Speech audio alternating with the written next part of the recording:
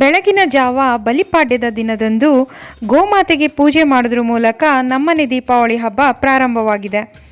1 second. Welcome to Rudrapriya Kannada log. ನಾನು ಪ್ರಿಯಾ, ನಾನು ಮಂಗಳೂರಿಂದ ಲಾಗ್ ಮಾಡೋದು. ಆದರೆ ದೀಪಾವಳಿ ಸೆಲೆಬ್ರೇಷನಿಗೋಸ್ಕರ ನಾನು ಶಿವಮೊಗ್ಗಕ್ಕೆ ಬಂದಿದ್ದೀವಿ. ಇಲ್ಲಿ ಯಾವ ರೀತಿಯಾಗಿ ನಾವು ದೀಪಾವಳಿ ಸೆಲೆಬ್ರೇಷನ್ ಮಾಡ್ತಿದ್ದೀವಿ ಅಂತ ಒಂದು ಚಿಕ್ಕ ಲಾಗಲ್ಲಿ ತೋರಿಸೋ ಪ್ರಯತ್ನ ಪಟ್ಟಿದ್ದೀನಿ. ಇನ್ನೂ ನನ್ನ ಲಾಗಿಗೆ ಸಬ್ಸ್ಕ್ರೈಬ್ ಮಾಡಿಲ್ಲ ಅಂದರೆ ದಯವಿಟ್ಟು ಸಬ್ಸ್ಕ್ರೈಬ್ ಮಾಡಿ, ಲೈಕ್ ಮಾಡಿ, ಹಾಗೆ ಶೇರ್ ಮಾಡಿ. 1 second. Welcome to Rudrapriya Kannada log. Deepavali ಹಬ್ಬದ ಲಕ್ಷ್ಮೀ ಪೂಜೆಯನ್ನು ಅಮ್ಮನ ಮನೆಯಲ್ಲಿ ಮುಗಿಸ್ಕೊಂಡು ಅತ್ತೆ ಮನೆ ಕಡೆ ನಾವು ಹೊರಟ್ವಿ. ಅಂದಾಗೆ ಈಗಾಗಲೇ ದೀಪಾವಳಿ ಹಬ್ಬದ ಲಕ್ಷ್ಮೀ ಪೂಜೆಯ ಲಾಗನ್ನು ಅಪ್ಲೋಡ್ ಮಾಡಿದ್ದೀನಿ. ಇನ್ನೂ ನೋಡಿಲ್ಲ ಅಂದರೆ ದಯವಿಟ್ಟು ಹೋಗಿ ನೋಡಿ. ನಾವೀಗ ಇರೋದು ನೇರಿಗೆಯಲ್ಲಿ. ನಮ್ಮೂರಿಗೆ ಹೋಗುವ ಅಂದವೇ ಈ ಊರು ಸಿಗುತ್ತೆ. ಇಲ್ಲಿರುವಂಥ ಶ್ರೀ ವೀರಭದ್ರೇಶ್ವರ ಟೆಂಪಲಲ್ಲಿ ನಾವಿದ್ದೀವಿ. ಆ್ಯಕ್ಚುಲಿ ಈ ಟೆಂಪಲ್ ಹತ್ರ ಇರುವಂಥ ಕಲ್ಯಾಣ ಮಂಟಪದಲ್ಲೇ ನಮ್ಮ ಮದುವೆ ನಡೆದದ್ದು. ಅಂದಾಗೆ ಇಲ್ಲಿ ಸುತ್ತಲೂ ಅಡಿಕೆ ತೋಟ ಇದೆ. ಈ ಥರ ನೀರಿನೊಂದು ಕೊಳಾಯಿ ಇದೆ. ಹಾಗೆ ಶ್ರೀ ಗುರು ಬಸವಲಿಂಗೇಶ್ವರ ಅಂತ ಹೇಳಿ ಟೆಂಪಲ್ ಕೂಡ ಇದೆ. ಹಾಗೆ ಚೌಡಮ್ಮ ಟೆಂಪಲ್ ಇದೆ ಇಲ್ಲಿ. ಸೊ ಎಲ್ಲ ದೇವರನ್ನ ದರ್ಶನ ಮಾಡಿಕೊಂಡು ನಾವು ಊರ ಕಡೆ ಹೊರಟ್ವಿ. ಮನೆಗೆ ಹೋಗ್ತಿದ್ದಂಗೆ ಹಿಂದಿನ ದಿವಸ 2 ದಿವಸದ ಹಿಂದೆ ಹಸು ಕರು ಹಾಕಿತ್ತು. ಸೊ ಆ ಕರುನೆಲ್ಲ ನೋಡಿಕೊಂಡು, ಹಾಗೆ ಹಳ್ಳಿಗಳಲ್ಲಿ ಈ ಥರ ದನದ ಕೊಟ್ಟಿಗೆಯಲ್ಲಿ ಲಕ್ಷ್ಮಿ ಪೂಜೆ ಅಂತ ಮಾಡ್ತಾರೆ. ಪೂಜೆ ನಡೀತಾ ಇತ್ತು. ನಾವು ಕರೆಕ್ಟ್ ಟೈಮಿಗೆ ಹೋಗಿದ್ವಿ, ಪೂಜೆ ಎಲ್ಲ ಮುಗಿಸ್ಕೊಂಡ್ವಿ. ಅದೇ ರೀತಿಯಾಗಿ ಈ ಥರ ಎತ್ತಿನ ಗಾಡಿಯನ್ನು ಇಟ್ಬಿಟ್ಟು ಪೂಜೆ ಕೂಡ ಮಾಡ್ತಾರೆ. ಹಾಗೆ ಹೋರಿ ಕರುಗಳಿಗೆಲ್ಲ ಅಲಂಕಾರ ಮಾಡಿಬಿಟ್ಟು ಹೋರಿ ಬೆದರಿಸೋದು ಅಂತ ಮಾಡ್ತಾರೆ. ಈ ಥರ ಹೋರಿಗಳನ್ನೆಲ್ಲ ಅಲಂಕಾರ ಮಾಡಿಬಿಟ್ಟು ಊರ ಕಡೆ ಅಕ್ಕಪಕ್ಕದ ಹಳ್ಳಿಯವರೆಲ್ಲ ಬಂದಿರ್ತಾರೆ. ಅಂದರೆ ಹೋರಿಗಳಿಗೆ ಕೊಬ್ಬರಿ ಈ ಥರ ಕುತ್ತಿಗೆಯಲ್ಲಿ ಹಾಗೆ ಹೊಟ್ಟೆ ಭಾಗದಲ್ಲಿ ಈ ಥರ ಕೊಬ್ಬರಿಗಳು ಒಣ ಗಿಟಕ ಇರುತ್ತಲ್ಲ, ಒಣ ಕೊಬ್ಬರಿ ಅಂತ, ಸೊ ಅದನ್ನು ಕಟ್ಟಿರ್ತಾರೆ. ಅದನ್ನು ಆ ಹಸು ಓಡಲಿಕ್ಕೆ ಬಿಡ್ತಾರೆ. ಆ ಹಸು ಅದನ್ನು ಈ ಥರ ಓಡಲಿಕ್ಕೆಲ್ಲ ಬಿಡ್ತಾರೆ. ಆವಾಗ ಆ ಹಸು ಅದನ್ನು ಕಿತ್ಕೊಳಕ್ಕೆ ಬಿಡದೇ ಇದ್ದರೆ ಹಸು ವಿನ್ ಆದಂಗೆ, ಕಿತ್ಕೊಂಡ್ರೆ ಆ ಕಿತ್ಕೊಂಡಿರೋರು ವಿನ್ ಆದಾಗೆ ಈ ರೀತಿಯಾಗಿ ನಡೀತಾ ಇರುತ್ತೆ ಈ ಸಂಭ್ರಮ. ತುಂಬ ಜನ ಎಲ್ಲ ಈ ಥರ ಎಲ್ಲ ಸೇರಿಕೊಂಡು ಅದನ್ನು ಎಂಜಾಯ್ ಮಾಡ್ತಾ ಇರ್ತಾರೆ.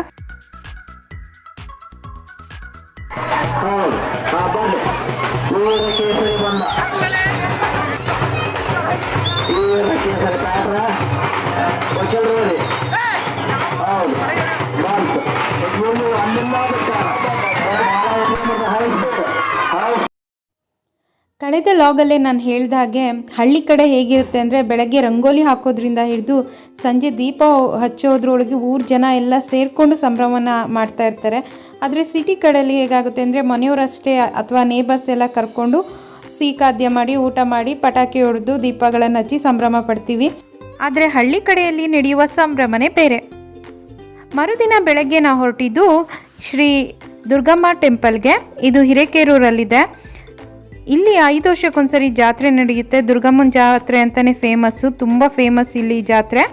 ಹಾಗೆ ಸುತ್ತಲೂ ಈ ಥರ ತೋಟ ಇದೆ, ಮತ್ತು ಭತ್ತದ ಗದ್ದೆ ಇದೆ.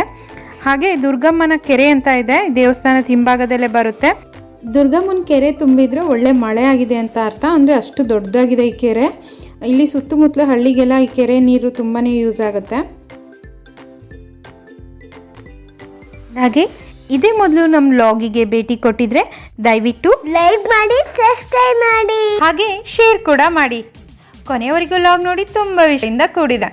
ಇಲ್ಲಿ ಕಾಣ್ತಾ ಇರುವಂಥದ್ದೇ ದುರ್ಗಮ್ಮನ ಕೆರೆ. ಮಳೆಗಾಲದಲ್ಲಿ ಈ ಕೆರೆ ತುಂಬಿ ದೇವಸ್ಥಾನದ ಅಂಗಳದವರೆಗೂ ನೀರು ಬರ್ತಂತೆ. ಈ ರೀತಿಯಾಗಿ ತುಂಬಿದ್ರೆ ಕೆರೆ ಈ ವರ್ಷದ ಮಳೆ ತುಂಬ ಚೆನ್ನಾಗಾಗಿದೆ, ಹಾಗೆ ಬೆಳೆ ಕೂಡ ಚೆನ್ನಾಗಿ ಬರುತ್ತೆ ಅಂತ ಅರ್ಥ ಅಂತೆ.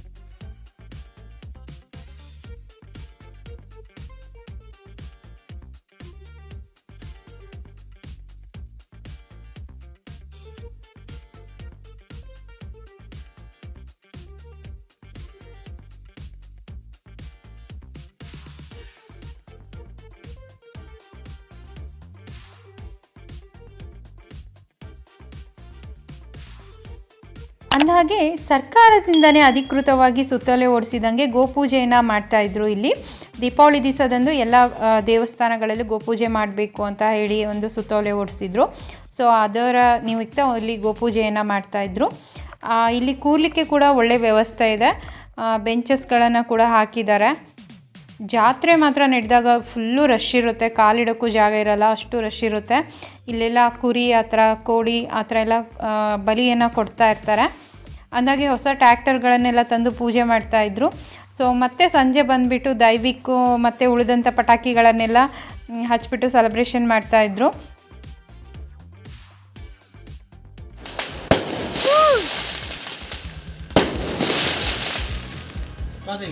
ದೈವಿಕ್